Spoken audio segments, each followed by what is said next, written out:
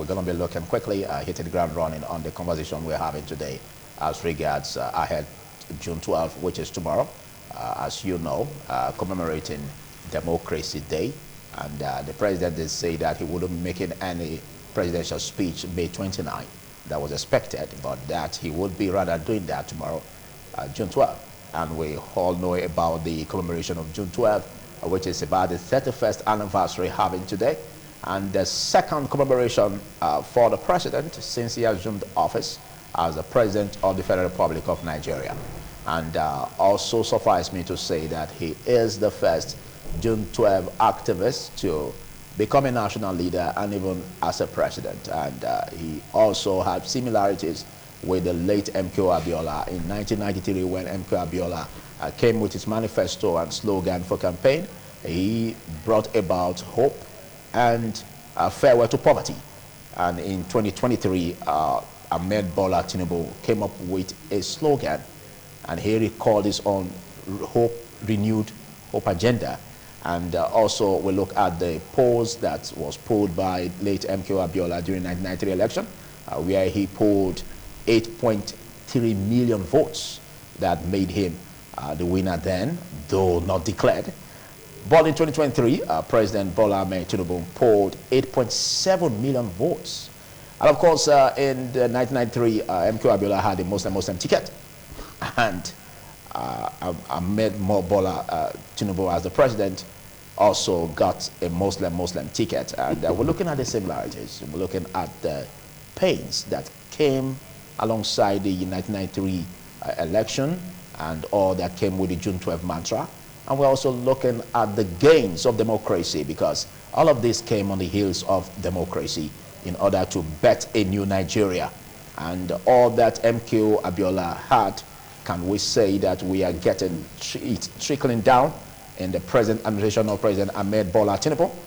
It's been over 1 year in office of the president, and can we say democratically we could be celebrating some relief and victory in what he promised as regards the direction of the June 12 mantra. Discussing this with me, starting from my extreme left, I have a seasoned public affairs analyst, senior pastor of Sword of Liberation Bible Church, and he is Austin Igbasan. Thanks for coming. Bishop Austin Igbasan. Good morning, sir.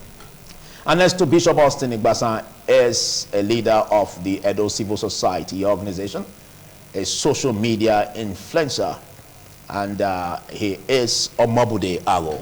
There are different ways to define you, Omobude Ago. Good to have you join us. Thank you, Philip.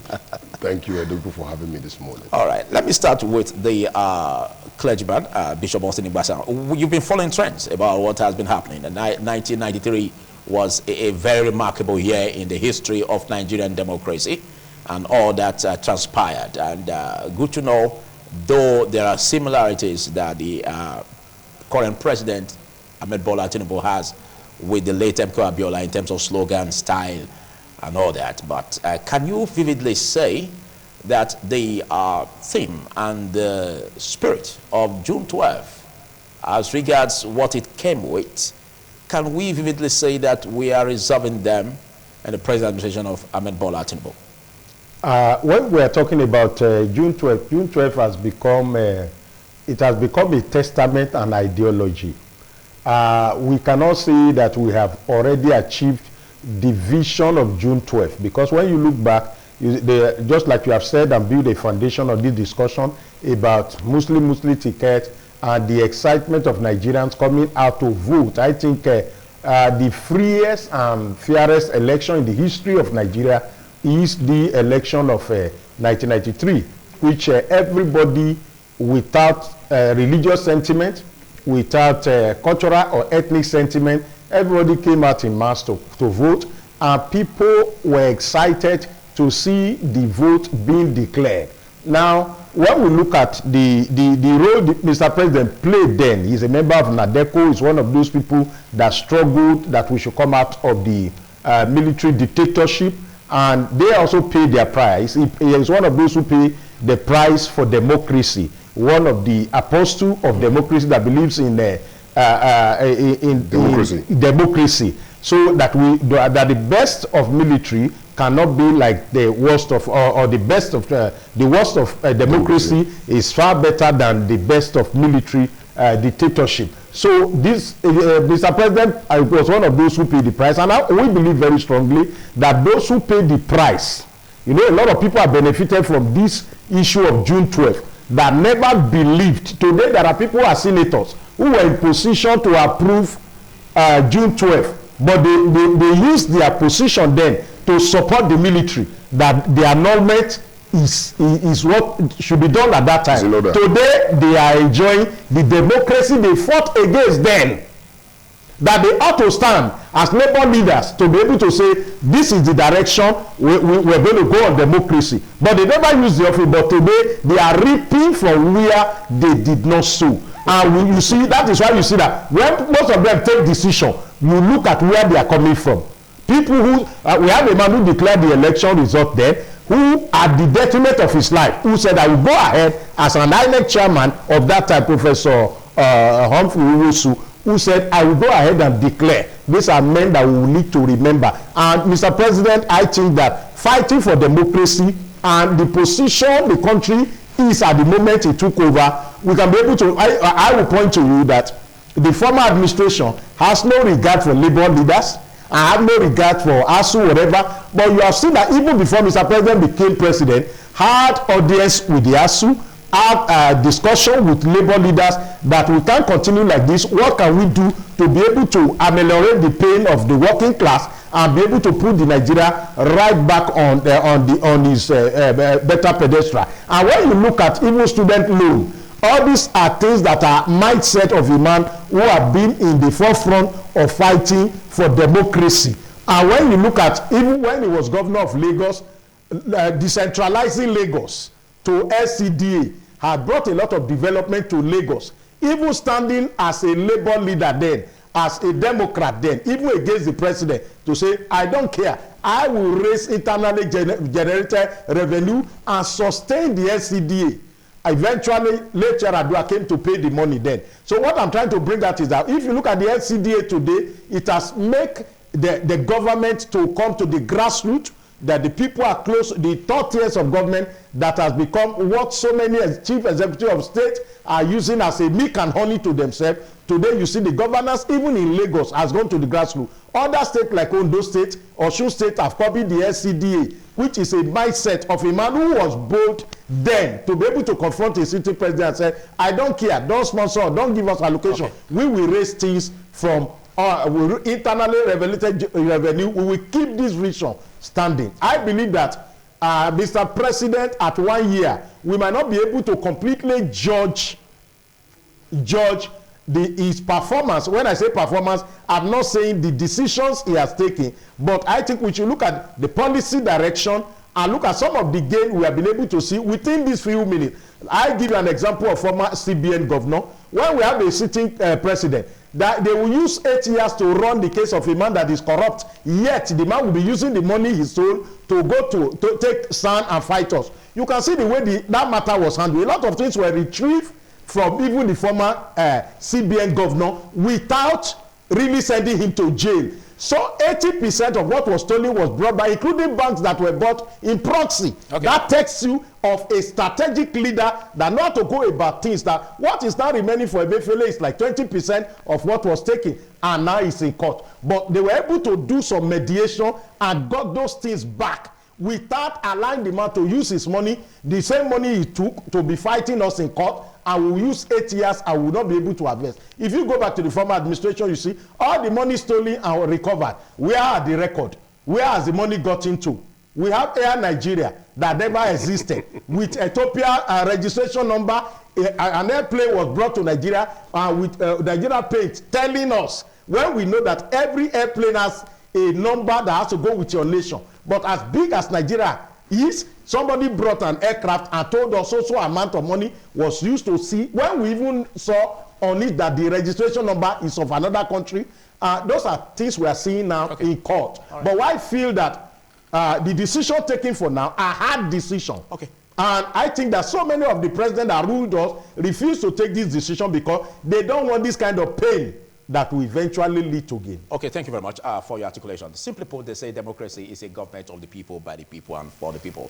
And you can't be talking about democracy without talking about a people policy programs, you know, that really will meet the yearnings and aspirations of the public. Do you perceive the democracy in Nigeria, you know, under the present leadership as toeing that direction, where you have a people policies, you know, taking over the policy? All right. Thank you, Philip. First, to quickly respond to what you have said, I don't see that. The policy of the leaders of our democracy cannot, I repeat, cannot be in the direction of the yearnings and interests of the people, because our democracy doesn't have a definition. The Britons have their own kind of democracy, different from the American kind of democracy, different from the democracy of the Scandinavian nations, different from the democracy of Canada. They all have their definition of democracy. And Cuba, led by Fidel Castro, has its own kind of definition of its own kind of democracy. Their system works for them because they know they have their own peculiarity and it works for them. But Nigeria was colonized by Britain, went to bring American kind of democracy. Does that look like a back and front? Trying to adjoin back to front. You mean, does it fit in? It doesn't fit in. So if Britain colonized us and introduced us to democracy, then we should have tried to imbibe the British kind of democracy.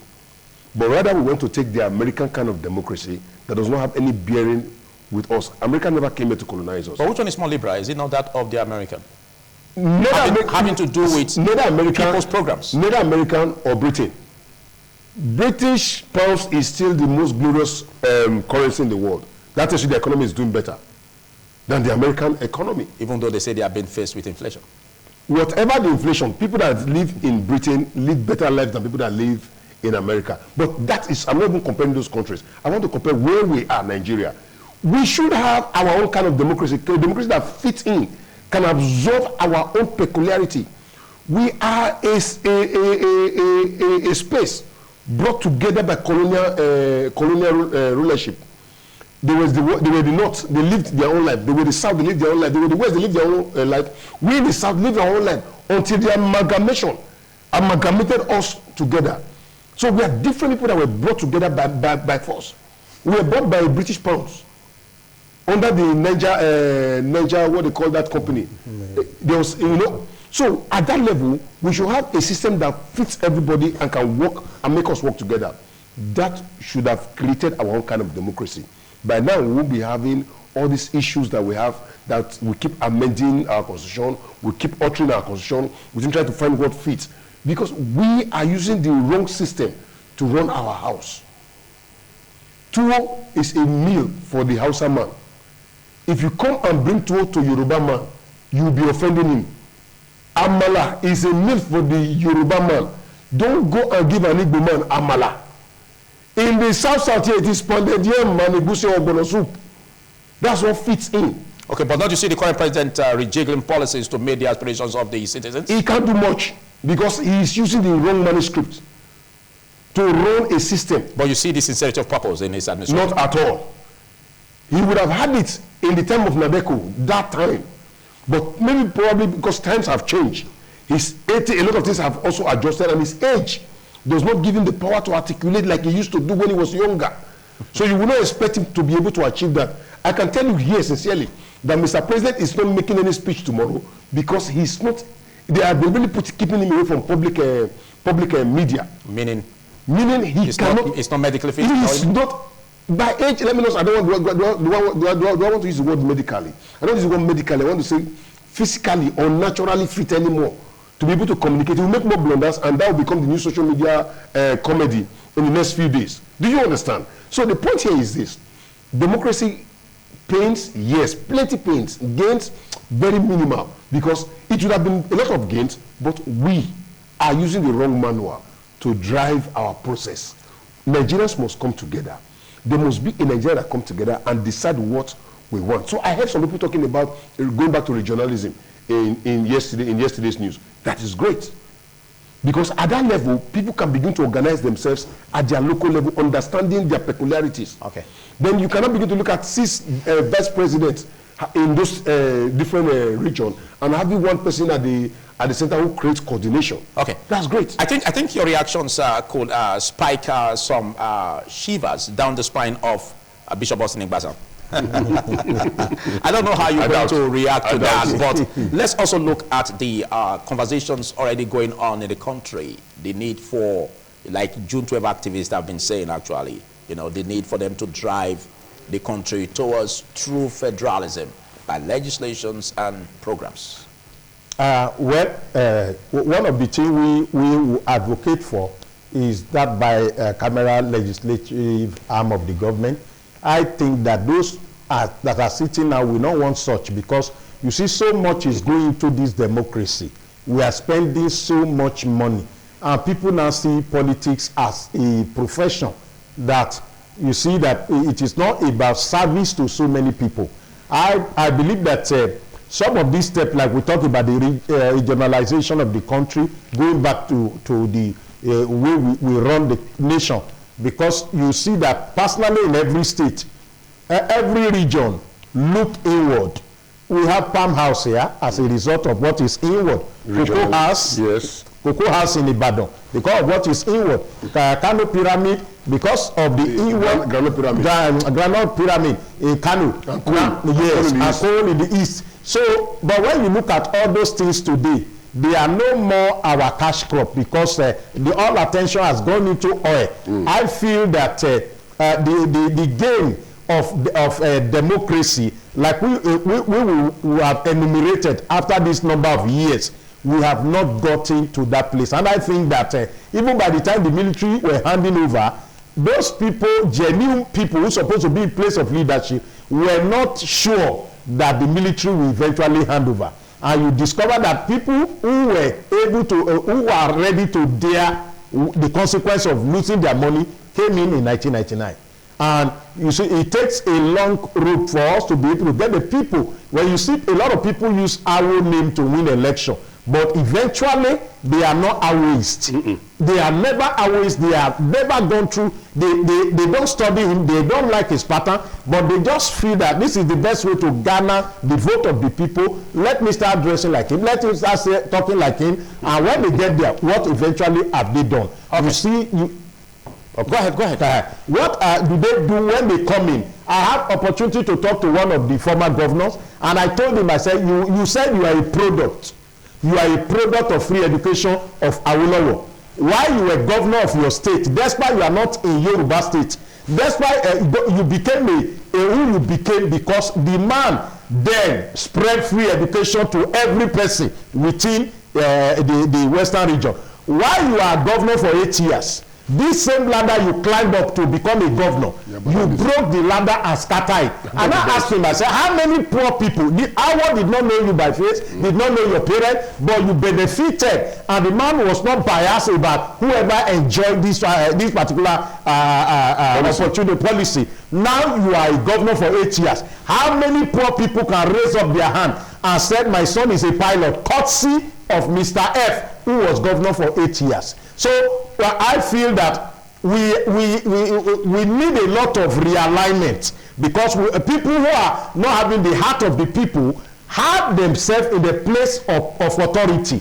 And you see that when we talk about June 12, June 12 talks about division of labor, every part of democracy operating optimally. But to change today, when somebody becomes a governor of a state, he determines who becomes the speaker of the House of Assembly. He determines all his enemy will be dealt with somehow. Now, judiciary, he determines who he promotes to be a judge. Okay. Now, we saw something happen in Kogi the other day. Somebody gave a judgment against the state. The governor decided not to pay the judge for 1 year as a punishment that you gave this judgment in the right direction against the state. So, and eventually they frustrated the man to retirement just because somebody controlled the arm. But I think that is not the mindset of June 12. The mindset of June 12 is that all the three arms of democracy and the fourth estate, which is the media. Now, you see that even the media today, we can't say some things on air because there is no thorough freedom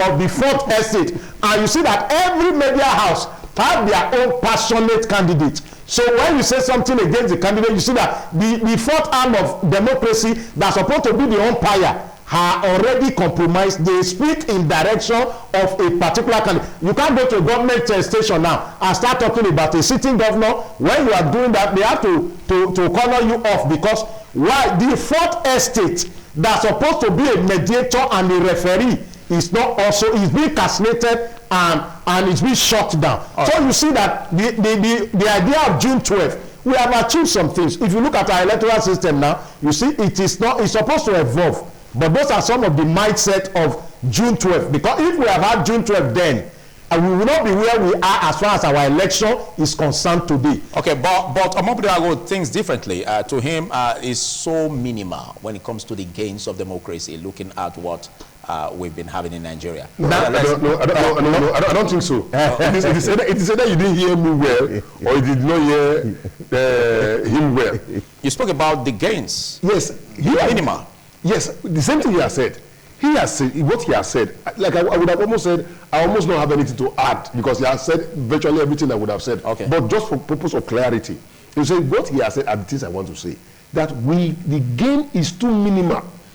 That if June 12th, the mind of that purpose, June 12th, were achieved today, like he has explained, the three chairs of government would have been effectively active. But is he active? The question is no. Because one city governor still determines to become chief judge. One city governor still determines to become the speaker of the Hallowed Chamber. One city governor still determines what happens in the fourth realm, which is in the media space. So it tells you that the democracy is still a captured entity even till now. We are saying that the mind of June 12th is total democratic freedom. Yeah. Our democracy must be defined by us. It must be our own system, what works for us, not what works in America. Not what works in Britain, you want to bring here. No. Our democracy should allow freedom of the people to express themselves, to determine what they want, and to pursue and achieve what they want. What do you see as a setback into this?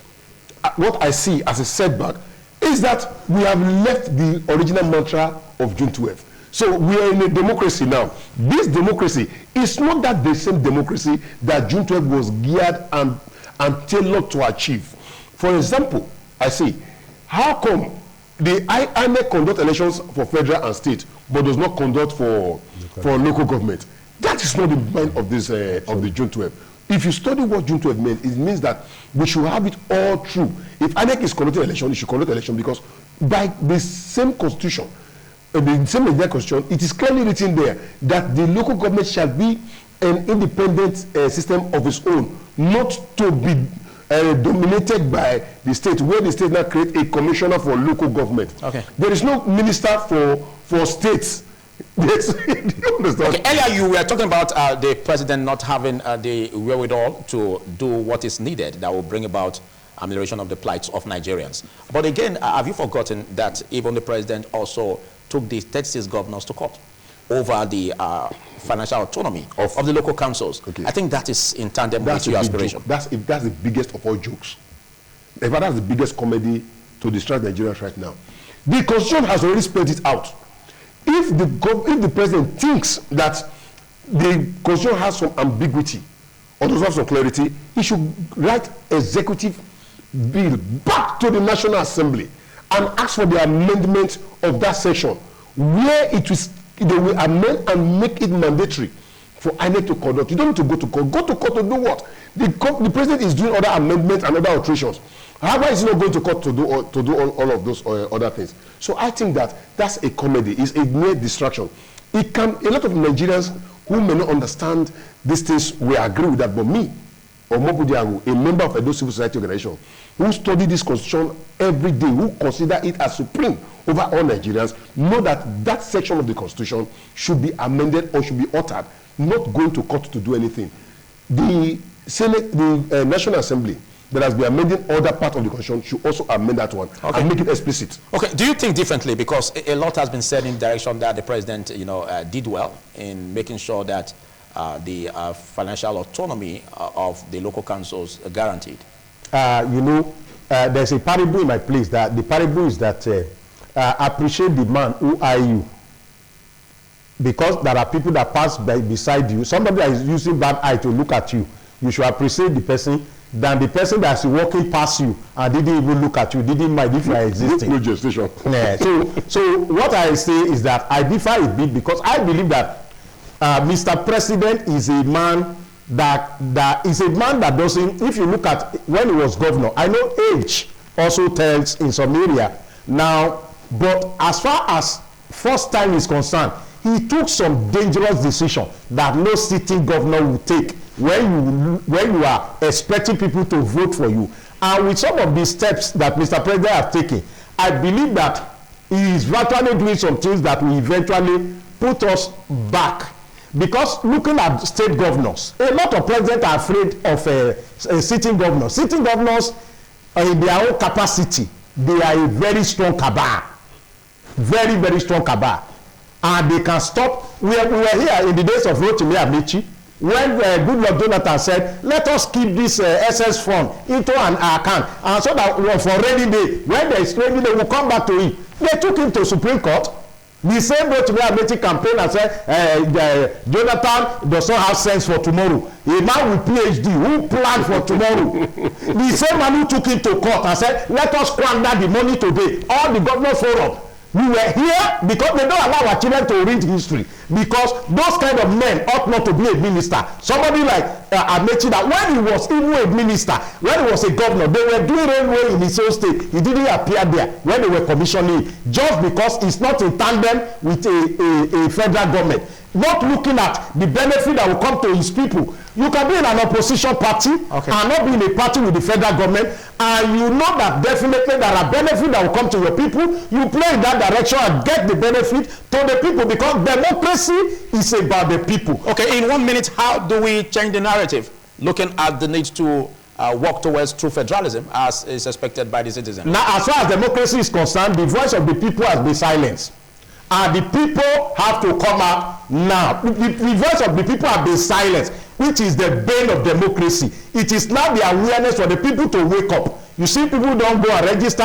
People believe their vote doesn't count. People sit down and they have assumption. It is the people that need to wake up. Okay, we are having an election in 2 states now. The people in these 2 states should wake up. Whatever they do in this election of Edo and Ondo, we wake up politicians to know that power has returned to the people. The people must know that nobody will buy my conscience. I am going to stand. If you remember here, when our present governor want to come the second time, some of us went out of our way. We mobilized. Even when INEC said we can't come with our phone, we took them to court. We said our phone is our property. We are going to use it. So the people have a voice. The people should not assume that they don't have a voice. No matter the intimidation of politicians, they are just minority and they cannot decide. Like I said, NSC is fighting for increase in their salary. NSC is 13 million. And they are not fighting for 240 million. They are fighting for 13 million set of people. The blessing of 13 million, does it go to other 200 million? Are you not going to provide fuel? What I'm saying is that we should get to a level where our voice, the people will know that I don't have money, but I have my voter's card and I have my conscience. I will not sell my conscience. And let them say it loud that politicians now, we know that it is not game as usual, but game unusual. Okay, Omopedago, you've been articulating all of this front, but you seem not to have hope in the present administration in galvanizing situations that we have at present into a better pedestal when we can say that we are getting it right. Absolutely. Now, how do we now change the narrative? If you are having no hope in absolutely no hope, but we don't have a choice because we don't have a choice. We don't have a choice yet because we already have some persons who I'm trying to avoid some strong words. And we already have these Draculas already sitting on the thrones. So what do we do? Is patiently keep hoping and building. Taking for what Bishop Ubasa just said, that the people must rise up. Okay. That is the only way. But that cannot also be possible in the very current nearest time. You know why? Because this administration have weaponized poverty. They deliberately weaponize poverty to make sure that the people will not be thinking in that direction, but be thinking of what to put in their stomach on a daily basis. So what do? They now start sharing palliative. They will withdraw empowerment from people and be sharing palliative to the people. And I see a lot of people rejoicing that they got palliative. They take your 100 and give you 1, and you're happy that you got. It's a deliberate political tactics to keep the people from speaking and keep people from being active. What makes you think that the electorate won't have a change of mind when it comes to electing officials? I'm a society man on the government. street. I'm a society man on the street. And we talk to people on a daily basis. We see their reactions and we see the way people think now. The poverty, like I said, is a deliberate one. It's a weaponized one to keep them. And it works in their advantage. People just understand these things and they are using it. That is why, like you said, Amechi during the governors forum, that cabal called governors forum, that's, I don't want to overclassify it, that demonic cabal called the governors forum. When the president said, let's say for the rainy day, they said no. If you say for the rainy day, people will be wealthy. Thank you. So they like people to be poor. Thank you. So I think in subsequent editions we're going to be having much of you in discussing the way forward. Big thanks, Bishop Austin Igbasan, for taking our time to be part of this.